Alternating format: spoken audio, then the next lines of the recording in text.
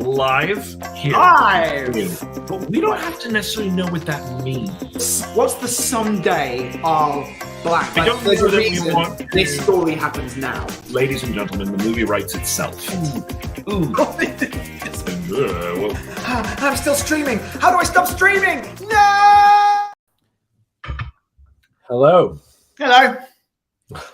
White Dwarf. White Dwarf. This was, those of you who know me know I'm a massive Warhammer fan. And this is the cover of the very first White Dwarf, which is their magazine, that I bought in July of 1992. And now I've got it on a t-shirt. I still have that magazine. There you go. There you go. Welcome, everyone, to another episode of Ben and Jake Write a Movie discuss random hobbies.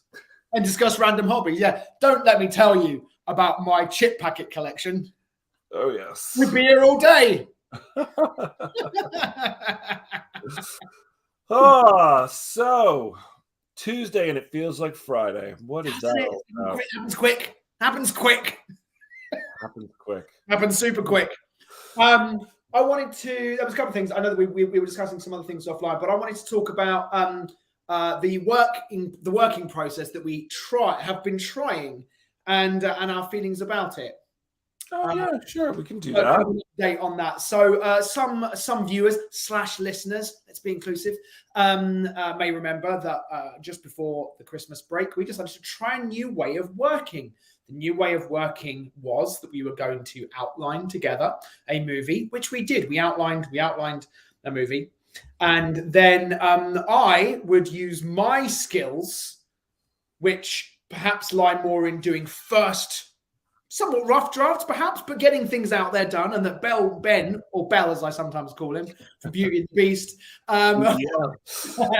Ben would then use his skills of rewriting to rewrite what I wrote, and in the end, hopefully, would have something similar to the way that we normally work, which is slightly different from that. But point being, we have both been realizing that we don't like it. Yeah. Everyone didn't read. Not going to do that. No. So we've gotten about halfway through the script.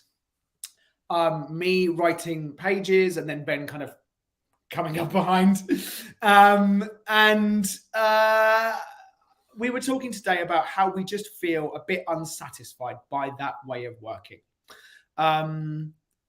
From my perspective, I really like the creative rhythm that our regular working process creates, which is we get together in the morning, discuss a section of the outline, you go away and write some of it, I go away and write some of it, we swap pages, carte blanche to rewrite any and all of it, and then we come back in the afternoon and we read what we've done. There was a great sense of rhythm with that. Like every day we meet, we talk. I know you're writing, you know I'm writing. Yeah. Swapping pages over, cool, next part, doing that, getting together at the end of the day and actually feeling like you've accomplished something. And that, I think, for me is huge. Yeah, it was interesting going into it thinking that maybe the freedom of not having that strict of a rhythm would actually be really great because I remember you were saying this is awesome because I can write at 3 o'clock in the morning when I'm awake. Yeah. And yet I would have to agree that there is a sense of short-term gratification that you get from knowing that you've completed something that day and that you are making headway on the thing that you're working on. Yeah. And very satisfying. Yeah, and I think that everyone, whether you work with a partner or not, if you can find a way to give yourself little bursts of short-term gratification from the process, it really does help propel the story forward. Yeah. And it's easier to do, I think, with a partner because you do have that, hey, we did a good thing today. I like these pictures. Yeah. But even if you just read them aloud to yourself or, write down somewhere, my plan was to write 3 pages today and I wrote 3 pages today. Absolutely. Reward yourself with a drink. Going back to some of the Atomic Habits stuff that we've discussed a little bit here and there, Sometimes it's like, I'm going to give myself a reward. That reward could be anything you want. I'm not going to watch the episode of that show until I've done blank. Right. And then, yes, you'll have the satisfaction of having done the work, and then you get to do that thing that you really wanted to do. Or for coffee. And it's not so much that you can't do it without it. It's that I feel like that having that aspect of feeling like you've done something and accomplished something for that in a way that is like, doesn't feel open-ended. Yeah. Where it feels like, okay, this is what I set out to do today, and this is what I got done today. Right. Those are little wins, and we need a lot of little wins. You need a lot of little wins. Little wins are important in this life of ours. They are. So anyway, I just thought that would just kind of update. And but again, what was interesting was that we tried something and identified what we didn't like about it, and identified what we do like about the current way of working. And I think there's immense value in that. There's immense value in that, even if it's just back to the status quo. Knowing why we like working like that was really helpful, and it was good to be able to write some pages on my own, and also made me realize, like, yeah, I miss that collaboration that we have on a daily basis. So yeah, I think so. So I think the the goal of doing that, the reason that we were trying to find a new way was that we really wanted to find the most efficient way that we could produce more and more material. Yes. And so we'll see. I think that if we can find something else during the process of this, we'll share that. And if not, we'll just keep going with doing what we do. Absolutely. And if that means I've always said, and I still believe this, that it's quality over quantity. And some people will say, no, it's a numbers game. And I'll say, yes, but how big of a number do you want it to be at the end? I like that. I think as well, it's not like for example, I've done bits of research into self-publishing books. And with self-publishing books, I feel like it probably is a numbers game. Like, how many books can you write?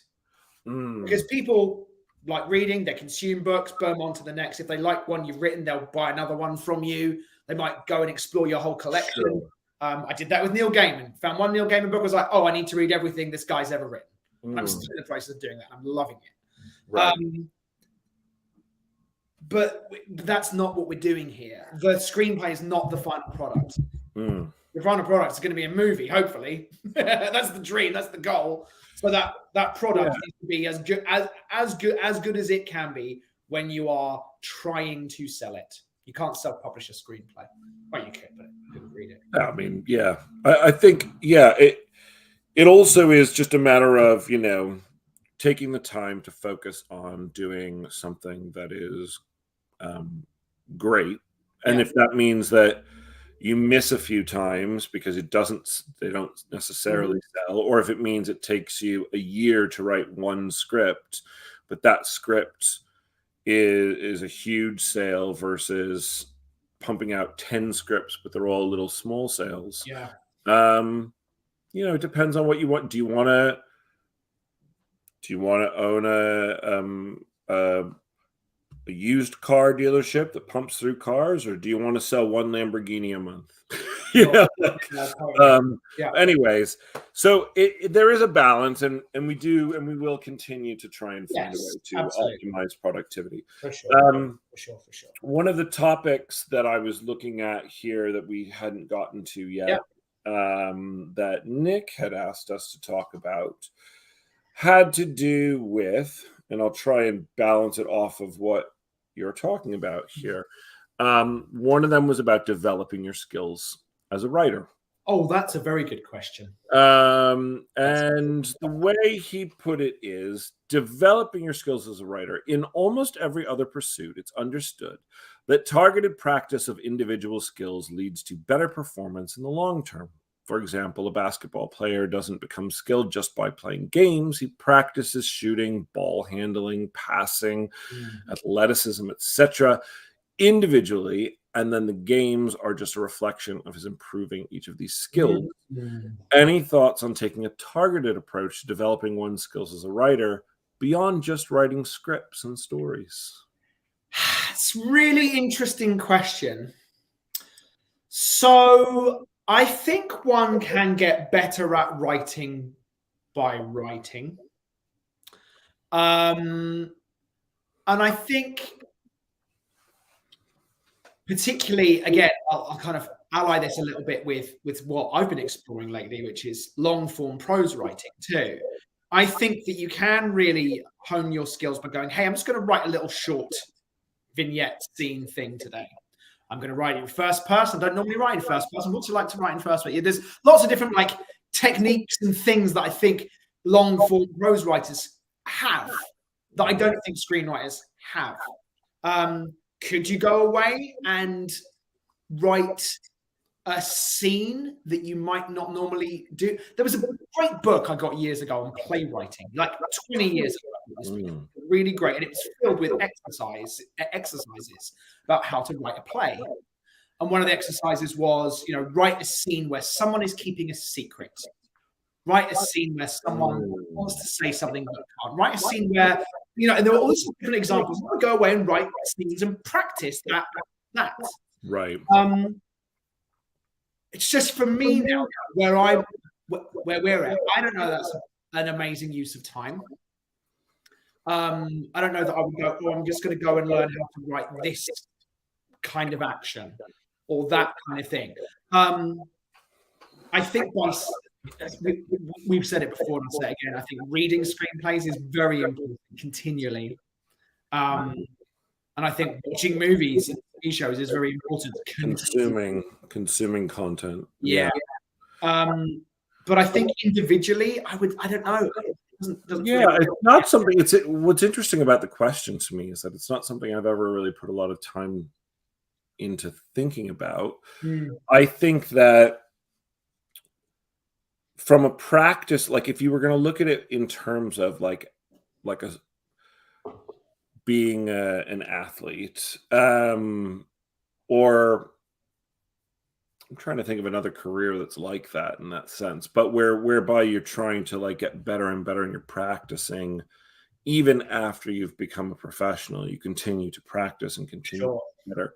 There's a lot of professions where you keep educating yourself. And you need to be up to date on the latest technologies or the latest methods or the latest laws or whatever it might be. And I do think that there's a certain amount of re-education that you can always be doing in entertainment and screenwriting as well. That's partly by reading screenplays of the most recent movies that have been coming out, partly just by keeping in touch with what's going on in the industry. I know that doesn't have to do with the creative side, but I think it's important to just to have your pulse on what people are buying, on what people are watching, what movies are winning the weeks, what movies are at the top of the streaming charts, kind of just understanding the marketplace.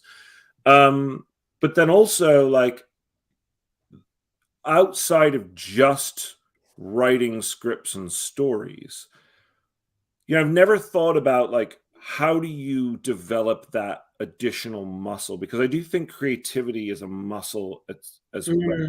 Imagination is a muscle. I think practicing, sounds weird, but practicing imagination is definitely a way to totally your skills. Well, I kind of feel that it's something that we do when we have a few hours free. We go, let's just come up with some new ideas. Yeah, well, a week we came up with 3 movie ideas, and I think in an afternoon. I think too that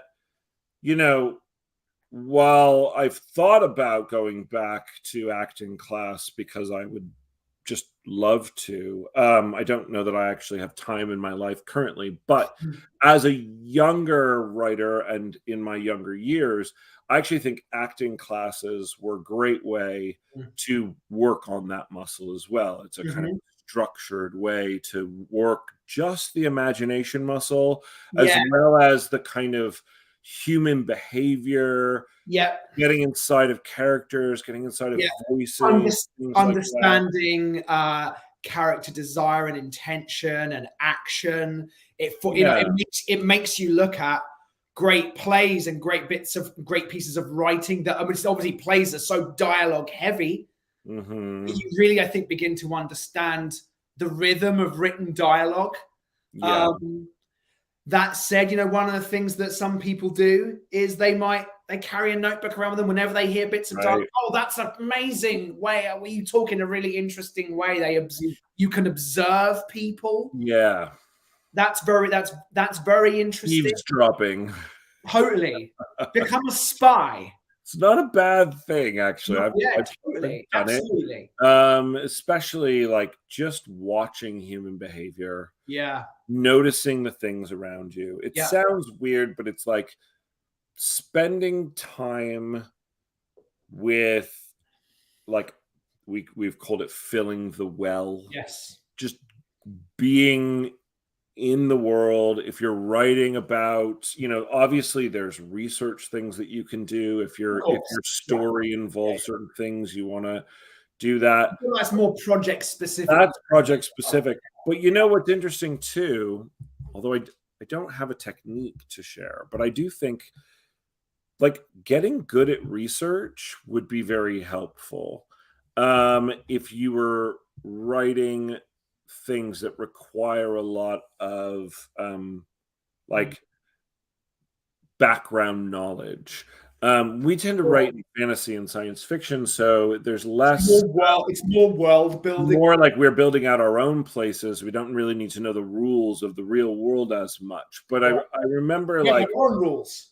Yeah, but I do think that like there's a skill in being able to absorb other cultures, other time periods, other places. Yeah. Whether it's reading about those things and absorbing that, and then seeing how could I translate that into a scene? How could I translate that into dialogue? Yeah. I don't, it's an interesting question. I don't think, because neither of us ever went to school for screenwriting. These are the kinds of things that you might learn in an academic setting. Absolutely. It might be go and write a scene whereby blank. Work on your dialogue. Totally. All of the character reveals in this scene should be done using showing and not telling. Right. That might be an interesting exercise. To go, how am I learning about character through something that they do on screen rather than through what's said? But truthfully speaking, we don't do any of that. We don't do any of that. No. We do it through writing scripts, and we will go back and go, hey, how can we make the dialogue better in the scene, and workshop the dialogue in a scene? Yeah. Or we will go back and say, hey, we're doing a lot of telling. How can we show more of this? And we might, work through a scene to try and figure out ways in which we want to show better. Yeah. And then I think the growth just comes from the practice. Yeah. I think the difference, and I think what Nick is asking about in terms of, the practice then leading to the team sport. Yeah. The reality is every script you write is that practice. Yeah, I hear that. Like you're building your muscle with every single scene that you write. And so you may never get to the team sport. You may end up, and that would be equivalent to maybe selling the script, but it's all the work that you put into all of these things. Yeah, totally. Go into honing your skills. And really, I think it's fill the well, watch movies, watch TV, read screenplays, read books, and write. It's just totally simple, but that's really what it is, at least from our perspective. If there's a trick out there to get better at writing certain ways, I'd love to know it. So if any watchers or listeners have had fun techniques that they've used over the years to hone skills, share them. Let us know. Share them, please. That was good. Please, yeah. Great. Thanks, Nick. So we're going to dive into. We're going to dive in. Yeah, we are. Yeah, we're movie. also slightly early today, aren't we? Because we've got a meeting at 3 o'clock. That's why we're doing this. Like normally we're at 2 p.m. if you're watching live, but we got a meeting. We didn't want to jump straight from this into a meeting. Didn't feel like the right place. Totally. So, all right. Do we want to open up the document? Yes, sir. Let's do that. We are at a place here whereby hold on 1 second. We were just starting to talk about Sam. Yes. And this new iteration of what we're doing and how to start to introduce this character in a way that is not too expositional, but also gives us a way into her life. Yes, absolutely. Yep.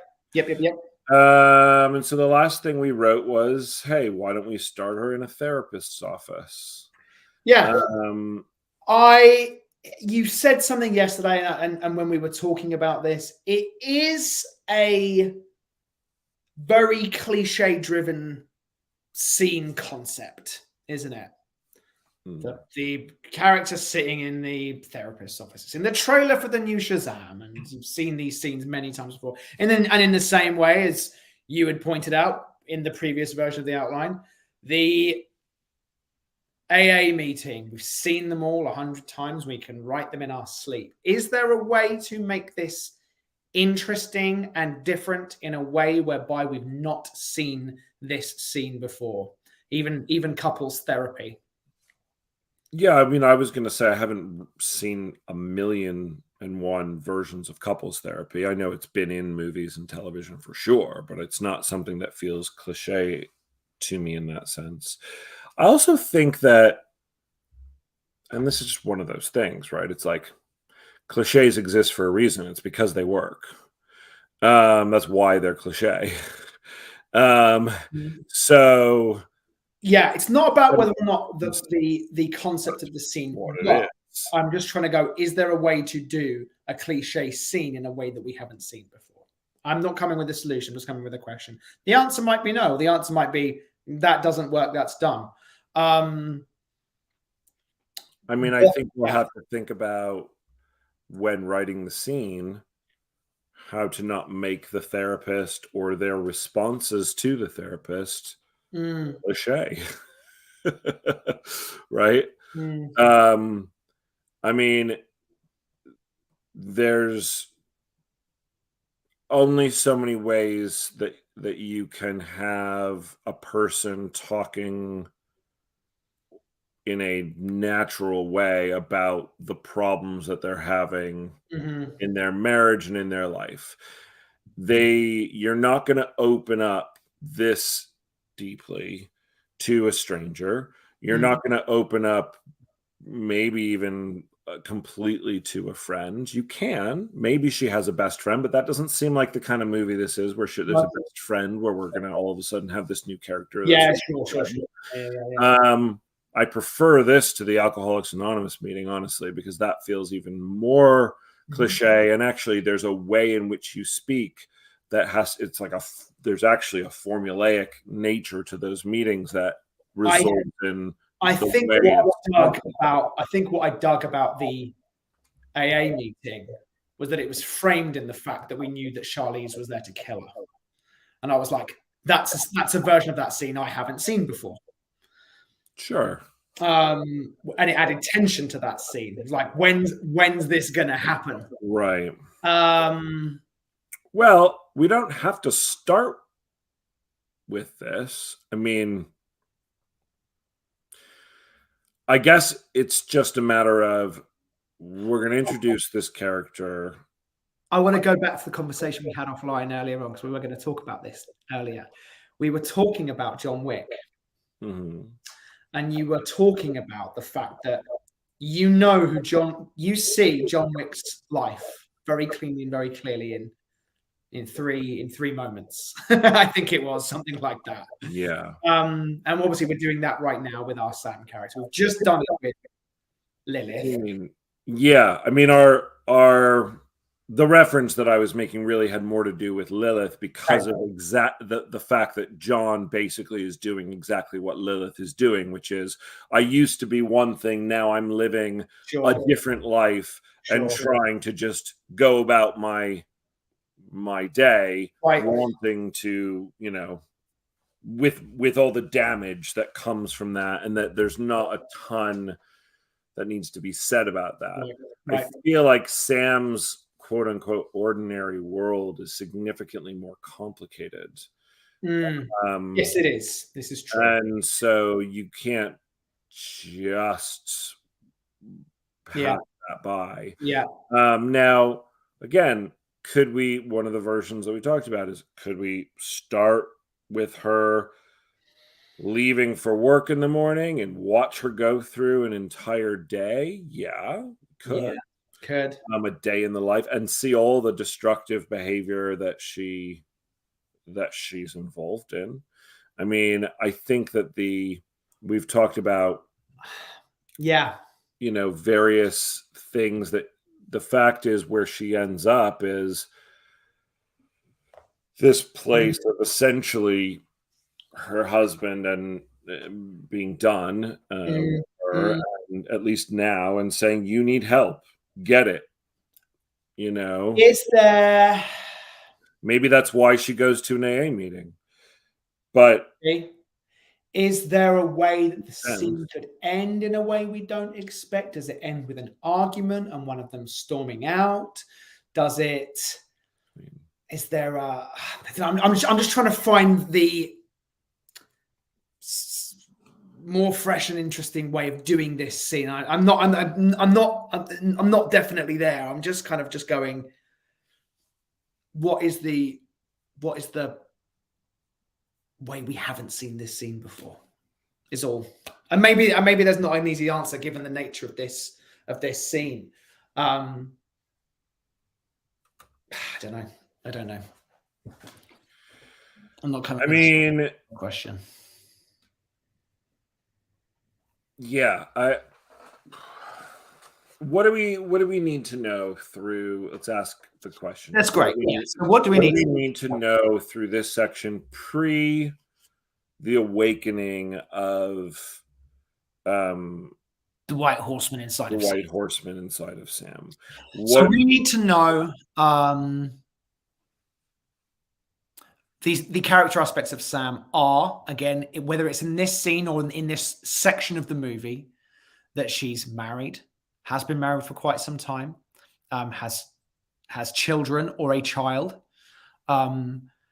has addiction issues, is not a great example of humanity, isn't a great person in terms of her behavior. Yeah, she's selfish. She's selfish. She's got a problem. She's got problems. Those are the things that immediately spring to mind. She's a working professional, and she's throwing away her life. Yes, she's got all these things that seemingly could make anybody happy. Nice paying job, beautiful family, marriage, successful or not. Drives a nice car, probably goes on vacation. She's doing well, but inside she's not. Yeah, I mean, and behind closed doors, she's not. Like, it's not even just inside, right? No, absolutely. It's just out of view.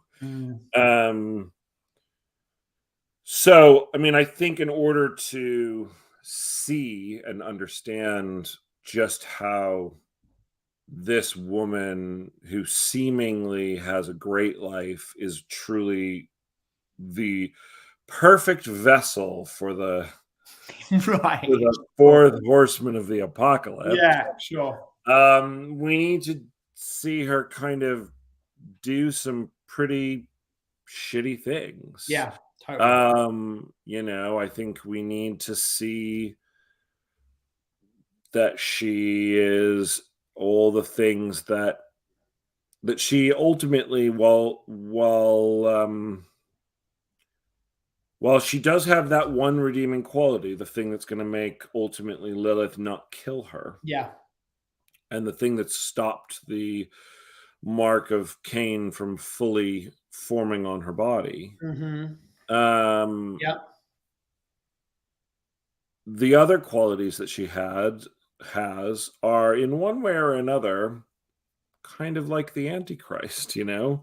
Sure. She's Yeah. she's a liar, she's an adulterer, she's a A glutton. you know, She's wrathful, I mean, envious. she's got issues, yeah. Sure. You know, and I Yeah. think that's interesting that Yeah. she's like the embodiment of maybe it is the seven deadly sins in that Sure. way. Yeah. Totally. I Yeah. mean, you could do it. It would actually be really interesting if what you were showing without ever saying it, Yes. during her day, she basically does all seven deadly sins. Sure. That's interesting, actually, isn't it? Like without ever saying it. It's Yeah. just that she's like, you know, she's at lunch and she's just like licking her fingers from like this delicious pastry that Whatever. she Yeah. Yeah. or she's had like 4 drinks too Sure. many, you Sure. know, whatever it might be. Yeah.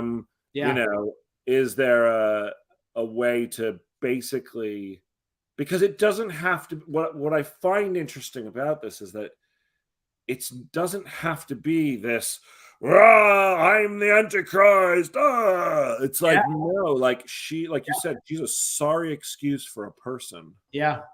Totally. you know? Yeah. And so that's enough Mm-hmm. to be the vessel. Like Sure. she embodies all the bad shit. Yeah. And the bad shit doesn't have to be like, oh, I'm out there as a mass murderer, Mm-hmm. you know? Of course. Yeah. Absolutely. Um, That's kind of what we were drawn to about the concept originally, was yes. playing with expectations and Yeah. what do we think of as. I mean, it's like, oh, you think, oh, the Antichrist is going to be someone like a terrorist, and actually, it's just a woman. It's not Elon Musk. It's this girl, this Yeah, woman. you said it, not me. And I said it's not Elon Musk. And yeah, I think so. Yeah. I mean, part of it could be, Yeah. I like. Yeah. is this the end of a therapist's meeting That's whereby fine. we Let's have this be the end of a you know, therapist. they're leaving, but we hear one aspect of like, so what are we going to work on for Yeah, next great. week? I like that. That's cool. Yeah. So what are we going to work on before next week? Well, I'm me and You Larry. know, Everyone's called Larry in this, guys. Everyone's husband's called Larry. Your yeah, husband's called Larry. The guy I like's called Larry. I can't possibly kill you now. right. I mean, interesting. We didn't write anything. We didn't. Yeah. So, you know, it's like, so what are we going to work on? Yes. Yeah. And I think that the thing, you know, if we were going to try to subtly embody all of the seven deadly sins throughout this day, which I quite like. What are the seven deadly sins again? I know They it's are. wrath, lust, Yeah. and gluttony. Yes. So they are And pride, greed, lust, envy, gluttony, wrath, and sloth. That's not 7. Pride, greed, lust, envy, gluttony, wrath, and sloth. It is 7. I can't count. how do you spell gluttony? Because I just can't deal with the It's non. GLUTTONY. Okay. 1, 2, 3, 4, 5. So I'm missing one. Did you put wrath? Yes, you did. So it's pride, greed, lust, envy, gluttony, Envy. Okay. So what is, just so that pride, greed, lust, envy, and gluttony, I feel like we could very easily find ways to see. Sure. Wrath, what do we think? I mean, in terms of She loses her temper. She gets angry. But I mean, everybody gets angry, right? So, but it's rage, fury. In fact, that's what happens at the end, where she starts breaking shit when her kids leave. Okay, cool. Yeah. And what is sloth? That's like laziness. Yeah. Right. Laziness. So, is there a way in which she doesn't want to do her work at school? Doesn't want to do something. Not at school, her work at school. Doesn't want to do her work at her job, and she gets the like nerdy guy who has a crush on her to do it for her. Sure, or yes, totally. Yeah, I'll get to it. Something like that. But is there a way to? And again, this is like only the viewers of this podcast are going to know that this is what we're doing. Because these things can come across just as part of the day. We're going to see her cheat on her husband. We're going to see that she's, you know, and I'm not 100% sure how greed or comes out, but pride can definitely come out with this. In fact, maybe in this scene, we see the pride aspect of going like, you know, this is bullshit. Yeah. We shouldn't even be here. I'm better yeah, sure, great. That's awesome. You know, does Sam, you know, maybe say something like she's too good for this shit? Something prideful. Yeah. You know, and then are they like outside? And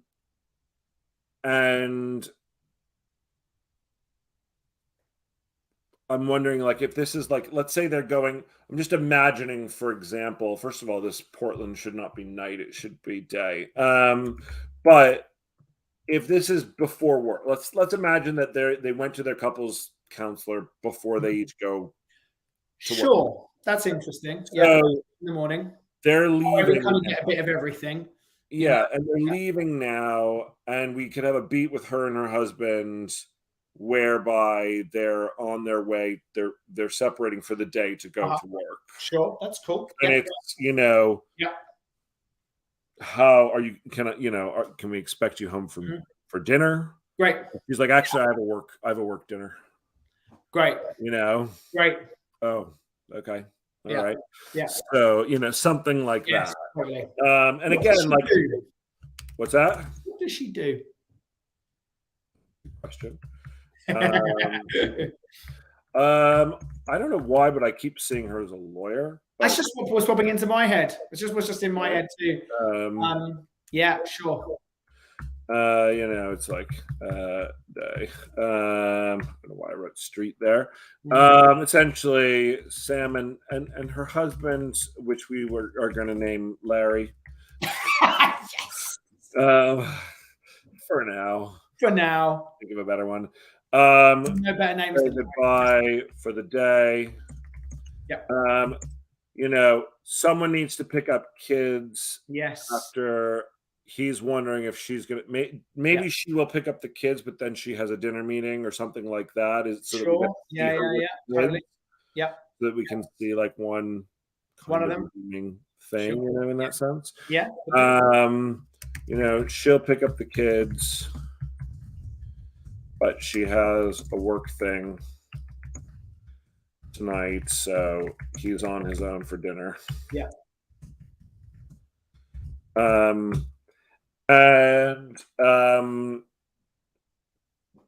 Is there I'm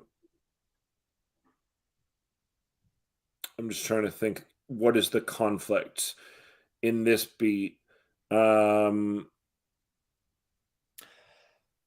conflict in this beat can be, you know, they've just been given kind of homework. And he's all about doing the work to say that. So when are we going to sit down and work on this list together? Or scared of coming up with ideas. We're supposed to find the 10 things we first liked when we first met each other. And then we're supposed to give it. So I'm going to go and, you know, like, is there something like that? And the conflict comes like, I'm so busy, I haven't got time to do this stuff right now. And again, is that the sloth aspect of it? Like, I'll get to it tomorrow. Maybe. Yeah. And he is feeling frustration over the fact that he just doesn't think she's taking this seriously. It doesn't have to be an argument. It can all be under the surface, but that's the conflict in this scene. Right. He is eager to continue to do this work, and she is doing something else. She's doing her. And that other guy. Suggestion. Maybe they could set a time. In fact, maybe it's should we discuss this over dinner tonight? And then it comes up, oh, I actually can't do tonight because I've got a work thing. It's not a work thing. She's going to be going raw dog behind the bike sheds.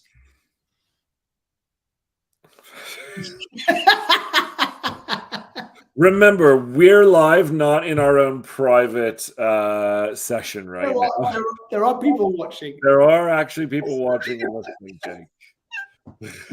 Right. She's going to be making sweet, passionate love at the Four Seasons in Portland. So,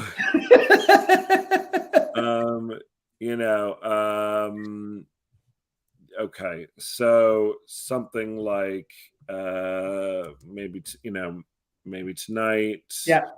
And then she says, she lies. I'll pick up the kids, but I have a work thing. Whatever. Yeah, you're on your own. Yeah. And it might go long. Yeah. Go late. Someone's birthday or some shit like that. Sure. Yeah. Great. A lie. Great. Is there something? And does he find out this is a lie later on, and that's why he's packing up the kids? Yeah, I think she's out. I think it's multiple things. She's out drinking. Yeah. And cheats on him probably at the same time or whatever. Yeah. Okay. Do we find out is there a thing here, interestingly, and it could turn into a slight argument, like, does he say, seriously, like, you really, like, if she's like, okay, I've got to go to a work thing, it's a party for so-and-so's birthday. Mm-hmm. And then he's like, he starts to say something, and she's like, I know, don't worry, I won't drink. It's fine. Mm-hmm. But if you want, if I want that new promotion, I got to do this, whatever it is. Sure. And just imply that, like, part of their issues is her drinking through him starting to speak up and her cutting him off. Sure. I think that's really cool. Yes. To speak, and she cuts him off. Don't worry, I won't drink. If we want that bonus, and it's partly greed as well. It's like, sure, that's interesting. Absolutely. Like, I'm gunning for this case. I need to do that. I need to be part. Whatever. I need to be at these things. Right. It's part of the job. Something like that. Mm-hmm. Yeah. Cool. And then she'll be doing everything that. Mm-hmm. Basically, and I'm just going to put this as parentheses here. Sure. And just saying, just to have it as a reference. Yeah.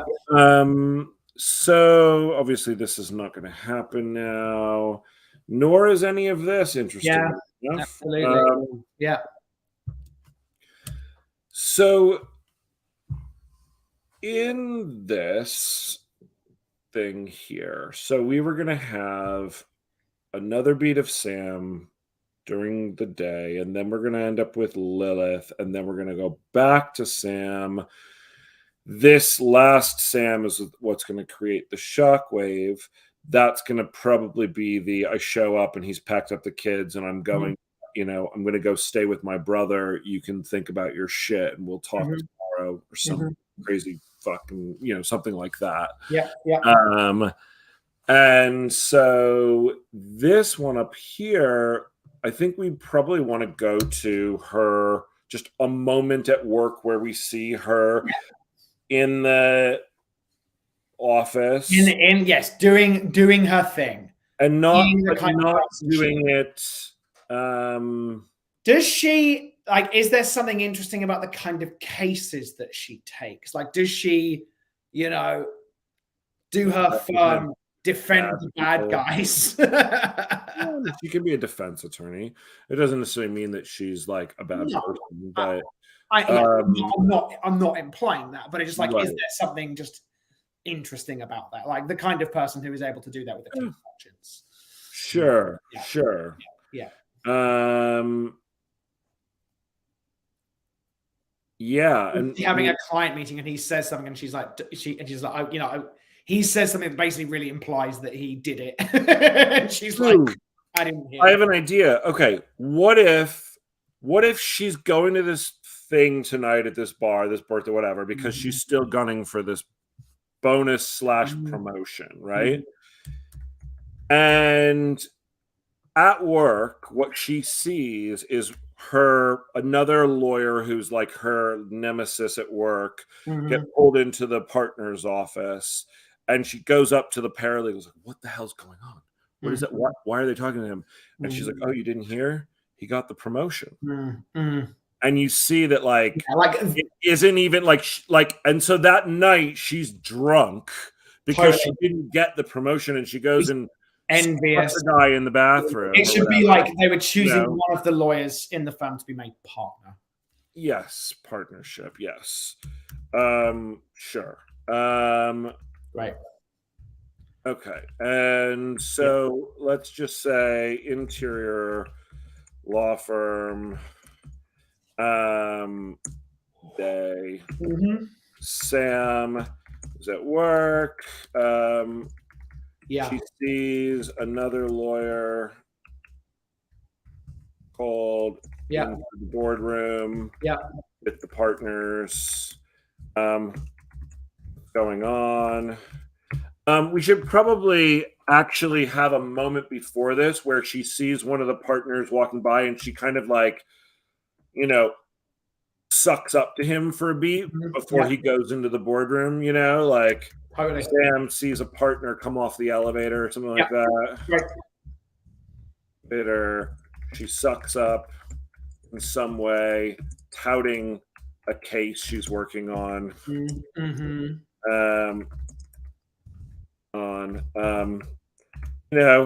He smiles politely. Yeah, totally. And congratulates her. She's proud. She should be proud of what proud. But then she sees another lawyer called into the boardroom with all the partners. What's going on? Her paralegal says, didn't you hear? Whatever. Mike got the partnership. Right. Fuck. Totally. Yeah. And then she's pissed, and she slams her office door. Right. And then it's that, and then we go to that night. That night at the bar. Yeah. No, we got to see the kids. Got to see the kids. Okay, so picking up kids. She can be kind of bitch. She's pissed off and kind of bitchy. Around the kids. Totally. Yeah. And then the husband's there, and she's like, "I'm going out." Yeah. Yeah. She's not gonna make dinner. She was meant to make dinner for them or something like that, and she's like grabs them a fucking McDonald's or other fast food alternative. Yeah. I mean. Yeah, what do we want? I mean, the one thing we said... The one thing is her kids. Yeah, is her kids. Yeah. But that doesn't mean she has to be a perfect mom. It just means she genuinely does love and care about them. Yeah. It's the one responsibility that she actually has continued to maintain. Right. She's she's going to pick up her kids. Sure. They're the only thing that means anything to her. And we should feel through these scenes... And I don't know exactly how to do it right this second, but we should feel somewhat of this this baggage, this damage. We started to talk yesterday about what that is, and the fact that maybe her parent, the sense of abandonment as a child in some way. Her dad walked out on them, something like that. Perhaps, was her, were they poor? Was her mom a drug addict or an alcoholic? Like all the things that, and I know they all sound cliche, but they're truthful in that why people, the things that ultimately make it harder for someone to succeed in life. She somehow managed to overcome them all, and yet still left her fucked up. Totally. Is there a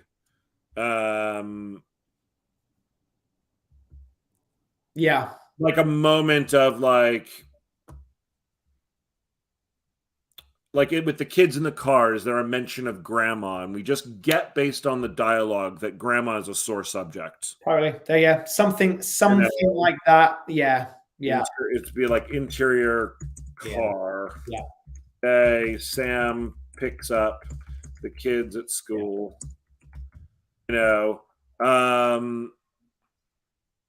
And is there like what's this? I'm not sure, but some sort of, I want to see, it's like we see that she genuinely loves them, but also isn't capable. She's not capable of being a good mom. Because of the other shit she is dealing with. Really? It's like the example that she's setting is terrible. If there's anything that you need to do as a parent is at least set the example, even if you can't teach the right things, is there, the type of thing where she swears at a guy in the car who's that's cool. Going too slow. Like they're stopped at a red light. The guy's texting, "You motherfucker!" Yes, absolutely. Doesn't get any greener. At a red light, and it turns green. The guy doesn't go. And she curses him out. Something about grandma, maybe. That implies bad relationship there. It's not being heavy-handed with it. No. We were talking about and then kind of like, are you home? And even they would be like, can we watch a movie tonight? And she's like, actually, I'm going out, so you're with your dad. Daddy will watch it. A movie tonight. But she's how old are our kids? Did we say it above? We didn't. How old are our kids? They're elementary school age. Okay.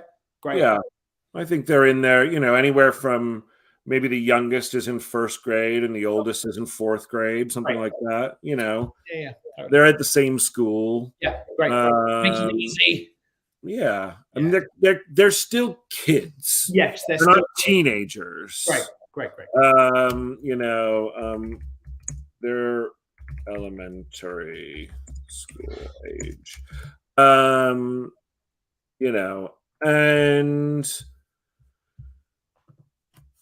they know what this means, and we can also see that, we see that in their eyes.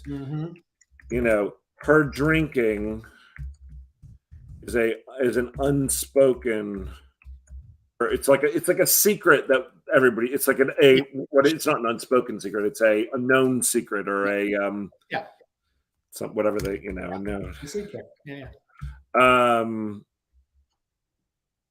So then, okay, great. Then so earlier on when she said I have a work thing, was that the truth, or was that I'm going to go and meet this guy and making? Well, it depends on if she's having an ongoing affair, or if she's just I go and get drunk. Right. So we have. I'm just looking out at here. we have this moment in the bar where she goes and like where she steals the guy's wallet and then confronts him. There's and she fucks him in the bathroom. There's something very actually unexpected about this whole sequence from this woman that I actually kind of like. And I don't mind if the work thing actually was real, but that instead of like the work thing is way over and she's now still getting drunk at the bar. Right. And we catch up at like, everyone's like, we're going home. And she's like, I'm just going to have another. I'll see y'all tomorrow. Sure. Yeah. Okay. Yeah. Cool. Yeah. Maybe. Or she can be having an ongoing affair, and I'm fine with that too. Yeah. I'm fine with either. I'm fine with either. I mean, ultimately, what's the ending of it is she's drunk and she stumbles home. She's not intending to be drunk because she's put in a situation and she's tempted. Right. Should there be something like there is a work thing and she normally doesn't drink, but she's pissed off. Someone offers her a drink and she says, you know what? Yeah. She starts getting tipsy. Guy at the end of the bar's making eyes at her. They roll into the bathroom stall. Right. Whatever it is. It's something unhealthy. There's definitely something more insidious and yeah, there is about the ongoing affair that makes her again like yes. Her life okay. So then if it's ongoing affair, then still is it a work thing? Say again? Is it a work affair? Is it another guy? It totally could be. But I want this aspect of she's drunk at the end of it. Oh, definitely. So is it they meet at a bar and she orders a bottle of wine? He's like, are you sure? And she's like, I need it. I've had a day. Yeah. Or is it he's bought her a drink? Yeah, like is he going to be... Oh, shit, I'm sorry, I forgot. She's like, you know what? Actually, I need this. Or does she, I mean, is her alcoholism, like, is she open about that? Like, I don't know that she needs to be open about that with, no, she doesn't, with the fling or anybody at work. No, it doesn't have to be that, but I know people who don't drink. They don't say, oh, I'm an alcoholic. But if I would be at a bar, I'd be like, oh, shit, I've ordered you a drink. I forgot you don't drink. But her whole thing is that she doesn't have it under control, right? Right. She's not going out, and she hasn't been sober for 5 years. Yeah, okay. Sure. You see what I mean? Yeah, I do. Like, she needs to get sober. She is an alcoholic. She needs to be in AA, but she's not. Correct. And actually, that's where I would say we do get the AA meeting where she's going to be killed in AA. Oh, great. Because after Dad leaves with the kids, right. She actually makes the one positive thing. One positive change. AA. Yeah, okay, great. That's cool. Okay, that's cool. All right, great. So she's not got it under control. She's going out with a work guy who she's banging on the side. Right. And they're going to go to maybe they're going to a fancy restaurant first. They have this ridiculously gluttonous meal. And then they go to a bar and get shit-faced and whatever. And then, something like that. You could almost do almost montage through some of this stuff. You could start off the scene and then montage over the night. Yeah, without I don't think a montage would be right, but I do think short snippets of the scene. Sure. Yeah, like a sequence of we're at dinner and she's like, she finished up the last of her wine and next it's where to next. Yeah, that kind of like little moments of like where we get there is something going on here. Yeah, for sure. Cool. I'm just gonna, because we're at 59 minutes, I'm just gonna write what we're talking about here, which is that night. I think she should leave with a bit of an argument with husband because we should know that this is coming. Mm-hmm. she goes on her date. Mm-hmm. And we see short scenes of her acting, recklessly, drinking, etc. Yeah. I don't think if we're going to see her screwing a guy in the bar, then it's not a date. It would be a guy, like you said, at the party. Yeah. But if it's a date, that's okay too. She would just be drunk. I mean, look, there's a. Okay, this is a really fucked up thing, but it might work. Right. She's out on a date, cheating with her husband, with a guy who's actually a decent guy. She's eating and drinking and being gluttonous and everything. And she's like, "So are we gonna go home?" And he's like, "Actually, I think you've had enough," because she's an alcoholic. And she's like, "You know what? Fuck you too." And she goes to the bar. She fucks a guy in the bathroom. Right. That's good. That's good. He's horrible. Yeah, well, she loves her kids. Nice guy. Doesn't want to take advantage. So he won't bring her home. She gets pissed. Mm-hmm. And goes to a bar to pick up a stranger. Mm-hmm. She comes home, and husband should have tracked her phone using like the Find My app. That she didn't even realize he was totally exactly where she was. Yeah. Tracked her phone. And he says, "Where were you?" "Oh, I was at." And she's lying, and he can smell the alcohol on her breath. It was weird because I thought you were at, leaving to his brothers until he gets her shit together, taking the kids. And he can say, "Look, I love you, and I believe that you are a good person inside." And she's like, "No, I'm not." Because she's drunk. When you're drunk, you say, "Okay, I'm a horrible person." Yeah. You fucking know it, you fucking asshole. And she's doing this in front of the kids, and the kids are starting to like cry, like it's oh god, until she gets her shit together. They fight in front of the kids. One of the kids, horrid, crying. He drives off. Yeah. She tears up the house. Great. And then in that scene, bellow of rage and boom, shockwave, something like that. And this is all going to be divided up. We'll find. We're gonna spit. We're gonna cut back to Lilith in the middle. Yes. Great. Awesome. That's cool. Cool. I dig this. I dig this sequence. Yeah, it's good stuff. Awesome. Well, everybody, have a wonderful rest of your Tuesday.